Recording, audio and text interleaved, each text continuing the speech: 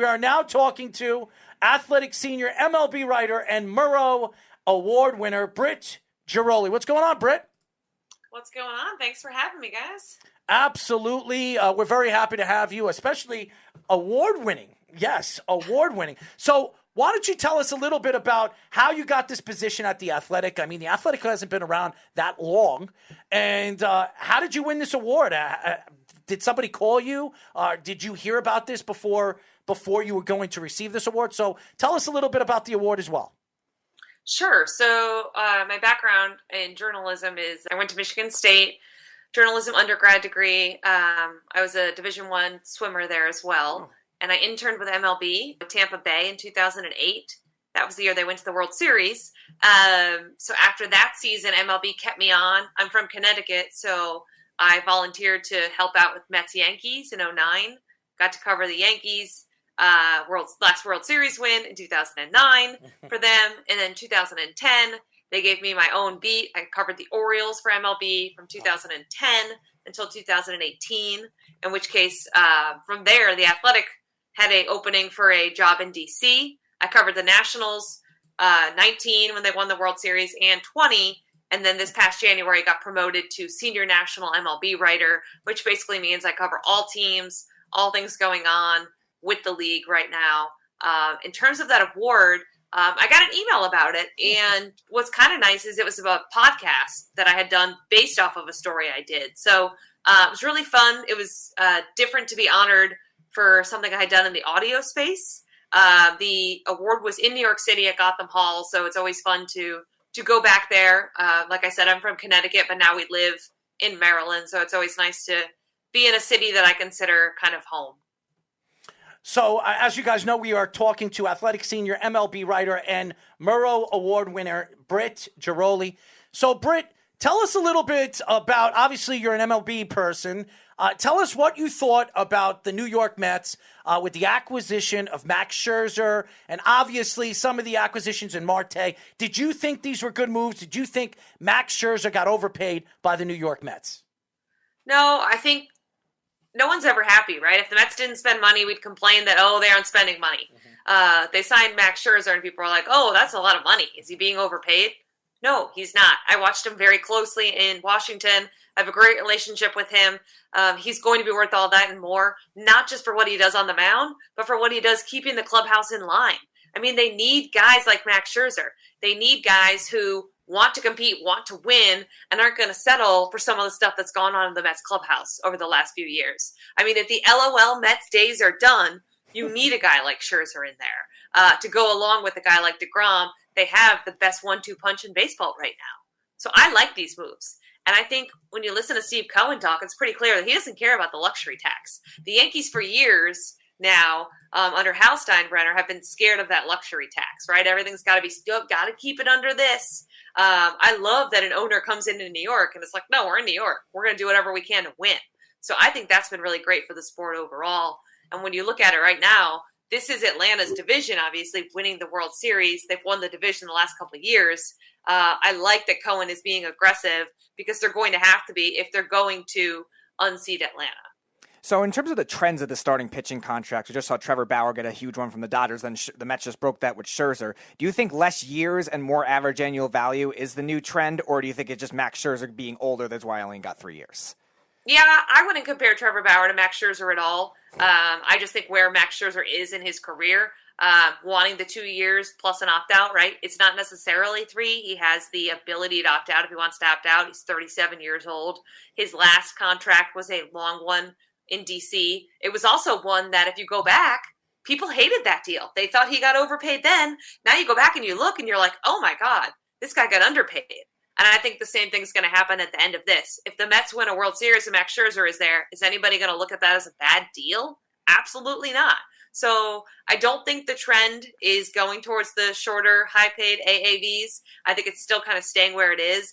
But I think when you look at the top free agents, they were guys like Scherzer was an older guy. But then you look and they're still giving out 10-year deals. You look at the years and the money that Marcus Semien got and Corey Seager, and you're still going to see that post-CBA. It's just so great to have somebody on this show, Britt, that has common sense. Thank you for saying what I've been saying for a very long time. That's because you're in love with Max Scherzer. Max That's the only reason why. Max Scherzer should have been a New York Yankee, and that's where we're No, he shouldn't be. The Yankees aren't paying $43 million for a 38-year-old pitcher. But why not? They should. Why not? I wouldn't. They gave Finally, Garrett Cole. someone with common sense. They gave Garrett Cole a $326 million contract, and he got 2 his ass years ago. kicked in Boston. Really, he was. First of all, it's one game, and he hadn't played. The He didn't biggest play game well. of his Yankee career. That's fine. That's your opinion. My opinion. He has played well. He was runner-up for the MLB American the League. Orioles and the Orioles. They're in the best Max division. Scherzer isn't Garrett Cole, though. Max Scherzer is a surefire first-ballot Hall of Famer. He's a guy, I've covered baseball for 15 years. I've never seen anyone as competitive as he is. He does these running routines in between his starts that nobody else can keep pace with. Pitchers want no part of it because it's too hard. Max Scherzer is a different breed. And so I think when you look at that, and it's just funny that, the Yankees can't spend this money on this guy. He's old or he's whatever. Why can't they? I mean, I grew up a Yankees fan in Connecticut. I was at their last World Series in 2009, just starting out. Why can't they be that team again? When did they decide they were going to small market everything? Because that's not working either. Go ahead, ask your question. You're bringing tears to my eyes. Just ask the question. It's just so Spit weird. it out. All right, Britt. She's here for until 9:25. So move it on. Let's go. We got a lot of questions to go through. We do. You take forever. I do not. Spit it out. Let's go. So you also cover the Washington Nationals, obviously. That's why I have a great relationship with Max Scherzer. Another very promising young player in Washington. His name is Juan Soto. I think he's the best player under 25 in the league, and the Nationals have a very bright future with him.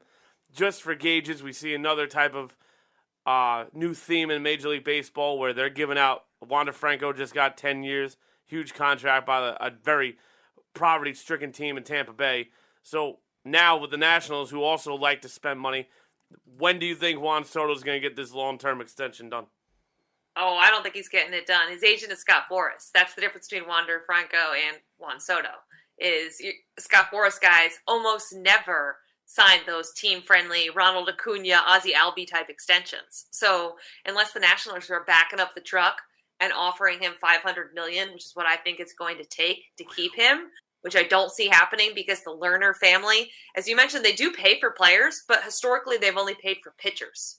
They've offered big money to Scherzer, to Strasburg. They let Anthony Rendon walk. They let Bryce Harper walk. Historically, they have only paid big for starting pitchers, so I don't see them doing that with Juan Soto. So, but is Juan Soto going to be too expensive for the Yankees, who are now this small market team, or trying to act like it? You look at these suitors for Juan Soto in the future, and if they do raise the luxury tax, it probably helps his market a little bit. But I don't think the Nationals are going to be able to extend him on any kind of team-friendly deal. First of all, and by the way, we were talking to Athletic senior MLB writer and Murrow Award winner Britt Ghiroli. Britt, the Yankees right now are amongst the league's lead when it comes to obviously salaries. I think they're over the luxury tax right now. And by the way, I don't see the Yankees not spending money for a power hitter, especially a young hitter. When he becomes a free agent, he's 25 years old. I am not spending. If I'm running an organization as good as Max Scherzer is, and by the way, I have some questions about Charlie Slows because I'm a very good friend of his. What I've seen of Max Scherzer the last couple of years, he's a phenomenal pitcher. He had shoulder problems last year going into the playoffs, and now going to the Mets. Knowing the New York Mets over the years, he's going to go to the Mets, and I believe he's not going to stay healthy. That's 3 years. You're signing him for $43 million. As good as he is, he's great. And they tandem. The Mets have always had good tandem pitchers. Go look at their roster over the years. They had the Dark Knight. They had Jacob deGrom. They had Noah Syndergaard. You're talking about everybody has put the Mets as the best pitching staff in baseball for the last 3 years. Have they been the best pitching staff in baseball in the last 3 years? No, they have not. They really have not. Besides Jacob deGrom, they don't produce. And Jacob didn't, to me, when we look at this, Britt, Jacob deGrom didn't even tell us what was wrong with him last year when he missed almost a quarter of the end of the season. So before we get into the Yankees and Charlie, because I have some questions. You work with the Nationals, so Charlie, like I said, is a really good friend of the show, and he's been on our show quite a few times. What are your thoughts to that about the New York Mets not keeping players healthy? Yeah, I think there's some definite truth to that. I think you look at the athletic staff, you look at the development. But when you get older, proven players, guys like Scherzer, they already have the routines. They already know what keeps them healthy. And you pointed out things that did support your argument, but you missed the whole second half of this past year when the Dodgers traded for him and he went 10-1. Mm-hmm. You know, like he pitched incredibly well. He had dead arm because he tried to pitch too much in the playoffs, right? He tried to pitch on the days that he wasn't even scheduled to pitch. So I think if you hold that over his head and say, look, he's breaking down, he's 37. No, the guy was trying to literally throw on his throw days like he did in 2019 when he took the ball when he couldn't move his neck for Game 7 of the World Series. That's what you want. I don't care if he's beat up. That's what you want, I think, on the mound. So the Mets, what happened with, guys like the Dark Knight, guys like Syndergaard, can you be a little bit like, all right, what's going on here with the development? Yeah, I think you certainly can. But I think that's more a case of younger guys, and I saw it in Baltimore a lot, guys like Kevin Gossman and Dylan Bundy, and who couldn't put it together in Baltimore because they had talent and they had a million people telling them different things, and all of a sudden they got lost. They weren't sure what was going on. So you're not going to have that happen with a veteran. Guys who come up through the system, guys like Jacob deGrom, guys who have only known that Mets way, yeah, they could get screwed up if it's not done right. But I think for the Mets, the best thing they can do is bring in the guys who had success elsewhere. And also, to the Mets' credit, they have done a better job in building up some infrastructure. They now have 26 people in their analytics information department. So they shouldn't be like out-coached, out-developed, out anything because of this huge group of people who are supposed to find these things and use these things, these bits of information, to bring to the coaching staff to help prevent these kinds of injuries. I do think spending a lot of money doesn't really matter to Stephen Cohen, but I still look at Steve, what he has spent over the last couple of years and what they didn't produce last year. And Lindor better have a better season than he did last year, because if he doesn't, fans are going to crush him. He's making a lot of money. And I think Max is going to be fine in New York. I absolutely believe it. But there has to be some kind of truth that Steven Matz didn't want to come back. 4-year deal worth almost close to $100 million.